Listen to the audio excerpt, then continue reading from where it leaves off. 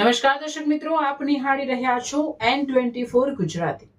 તો નજર કરીશું આજના મહત્વના સમાચાર પર।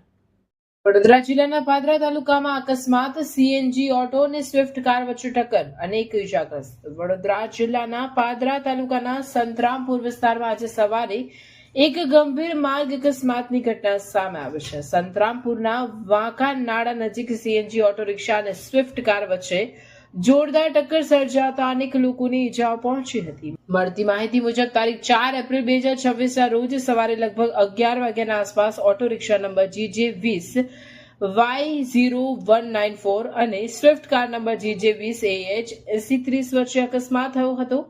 અકસ્માત એટલો જોરદાર હતો કે બંને વાહનોને નુકસાન થયું હતું અને તેમાં સવાર મુસાફરોને ઈજાઓ પહોંચી હતી। અકસ્માત બાદ આસપાસના સ્થાનિક લોકો મોટી સંખ્યામાં ઘટના સ્થળે એકત્ર થયા હતા અને તાત્કાલિક મદદ માટે આગળ આવ્યા હતા। સ્થાનિક રહીશોને ટ્રાફિક પોલીસે 108 એમ્બ્યુલન્સની જાણ કરતા ઇજાગ્રસ્તોને ઝડપથી નજીકની હોસ્પિટલમાં સારવાર માટે ખસેડવામાં આવ્યા હતા। પ્રાથમિક માહિતી અનુસાર ઓટો રિક્ષામાં સવાર મુસાફરો દાહોદ જિલ્લાના ફતેપુરા તાલુકાના રહેવાસી હોવાનું જાણવા મળ્યું છે। ઓટોમાં ડિલિવરી કેસ પણ સવાર હતો। બીજી તરફ સ્વિફ્ટ કારમાં 2 વ્યક્તિઓ સવાર હતા, જેમને સામાન્ય ઈજાઓ પહોંચી હોવાનું જાણવા મળ્યું છે।